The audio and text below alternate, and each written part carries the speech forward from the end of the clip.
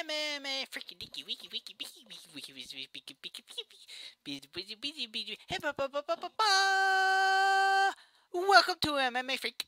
Boxers and MMA. Now, this doesn't normally mix, even though there's boxing in MMA, that doesn't normally go together.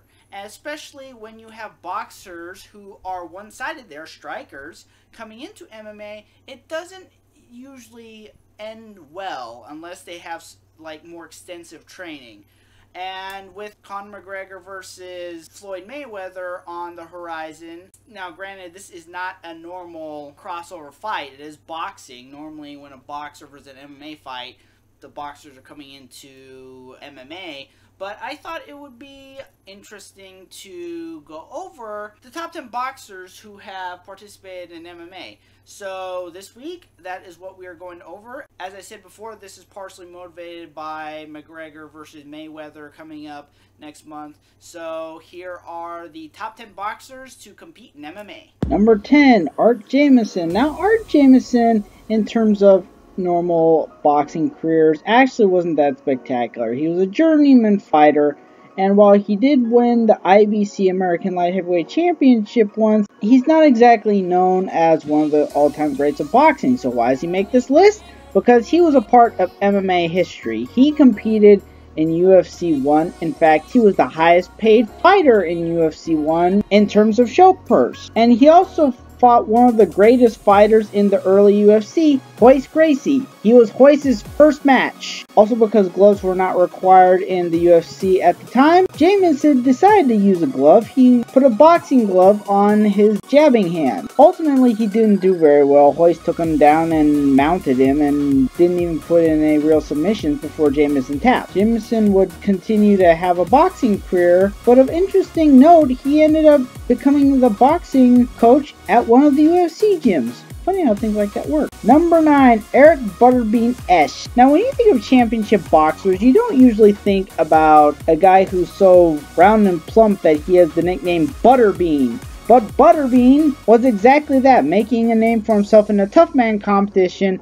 He went on to win the IBA World Super Heavyweight Championship and the World Athletic Association World Championship. Now, what initially lured him to Japan was K1 kickboxing, which he did not do very well. He had, in fact, finished kickboxing with a losing record. But what he did actually do surprisingly well at was MMA. Now, granted, as I mentioned in a previous list, Butterbean lost his MMA debut to Genki Sudo, but he still did surprisingly well in MMA. He finished 17-10-1, that's surprising, and was even able to win a Super Heavyweight Championship, the Elite 1 MMA Super Heavyweight Championship. Good job, Butterbean. Enjoy your retirement. Number 8, Elena Reed. Elena Reed is the first woman to appear on this list, but she will not be the last. We know who's coming up. She won the flyweight championships for the IFBA and the WIBA, and then on top of that, she won the Sovereign Nations MMA flyweight championship. She only won 3-1. She lost the flyweight championship the next match after she won it. Nevertheless, she did finish with a winning record. Good for you. Number 7, Mia St. John. She won the Super Welterweight WBC Championship. She also won the IBA and IFBA Lightweight Championship, and she competed in an MMA match in Hawaii. Now, she won it and never competed again, but hey, give her props for trying. Of note, Mia St. John faced off against number 6, Jessica Rakoczy. Now, if you watched the Ultimate Fighter 18, you would know that Jessica Rakoczy was by far the underdog in the competition. While she was certainly accomplished in boxing, she won the IBA, NABA, NABF, WIBA, WB, and WBC Lightweight Championship quite a bit. In terms of MMA, she didn't do so well. She won 1 official match, lost 5, and had 1 no contest. However, she did earn herself a spot in the UFC when she placed as a runner-up in the Ultimate Fighter Season 18. Ultimately, she came short, losing to Juliana the Venezuelan Vixen Pena, and she didn't last very long after that. She lost her next match after the finale to Valerie Letourneau and hasn't fought since. That was in April of 2015. Nevertheless, as I said, she was an underdog in the Ultimate Fighter. Good job, Jessica. Good job. Number 5, Ricardo Mayorga. The Nicaraguan Ricardo Mayorga was, let's just say, quite accomplished. He won 6 regional boxing championships. He won the WBA and the WBC welterweight championships, the WBC super welterweight championship. Let's just say the guy did very well. As for his forays in MMA, he was supposed to face off against Dean Thomas for the late Shine Fights promotion. However, promoter Don King kept him from doing it. He would eventually fight in the World Series of Fighting Central America, but he did not do very well. He went 0-3 and he had 1 no contest. This is obviously a recurring theme, is that boxers don't always do well in MMA. Except for number 4, Holly Holm. Now this list is ranked more based on boxing accomplishments than MMA accomplishments. If it had been ranked on MMA accomplishments, Holly Holm would be number 1. She won 19 different boxing championships over 3 weight classes.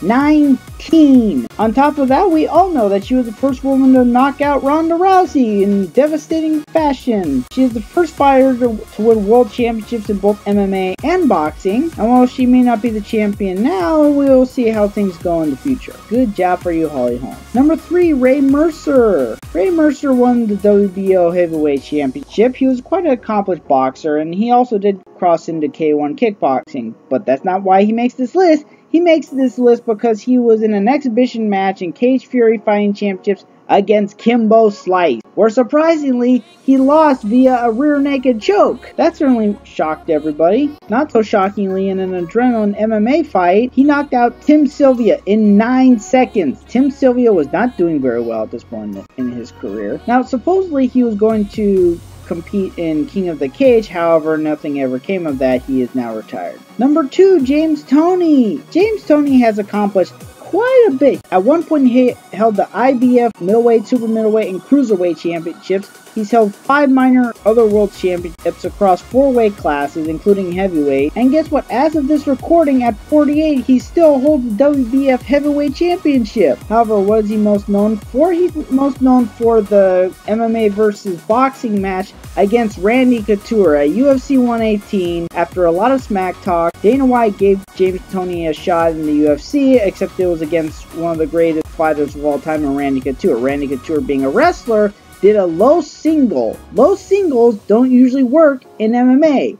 Yet Randy Couture did it. He took him down, he ground and pounded him, and he eventually got an arm triangle choke, submitting James Toney at 3:19 of the first round. You can have accomplishments across 5 weight classes, but it takes a lot more than boxing to defeat a UFC Hall of Fame. And number 1, Muhammad Ali. Now wait a minute, you're probably asking. Muhammad Ali competed in the 70s. What was he doing on a list like this? Now that's certainly true. His last fight was in 1981. The first Shooto match wouldn't take place until 3 years later, and the first UFC fight wouldn't take place for another 12 years. So what is he doing on this list? Well, the multiple-time WBA and WBC heavyweight champion once had a fight with Japanese pro wrestler Antonio Inoki. This was an early shoot fight, and it was complicated. Ali didn't throw very many punches. Inoki wasn't allowed to shoot, wasn't allowed to do high kicks, wasn't allowed to throw his own punches. The whole fight, he screwed around on his butt and threw kicks to Ali's thigh. It's often considered a precursor to modern MMA, especially in Japan, and lead the inspiration of Shooto, Pancrase,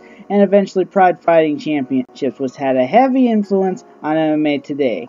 Ali knew this. He once tweeted Dana White saying, "I'm an original MMA fighter. It's just unfortunate that this was never listed in the UFC's tribute to him." Either way, rest in peace Muhammad Ali, and thank you for your contribution. And that's our list. Got any ideas for top 10s we should do? Let us know in the comments. Like and subscribe. Be sure to check out MMA Freak, where we have exclusive articles. Also of note, this is a rehash of one of my first articles back in 2013. Either way, have a good day, and I'll see you next time.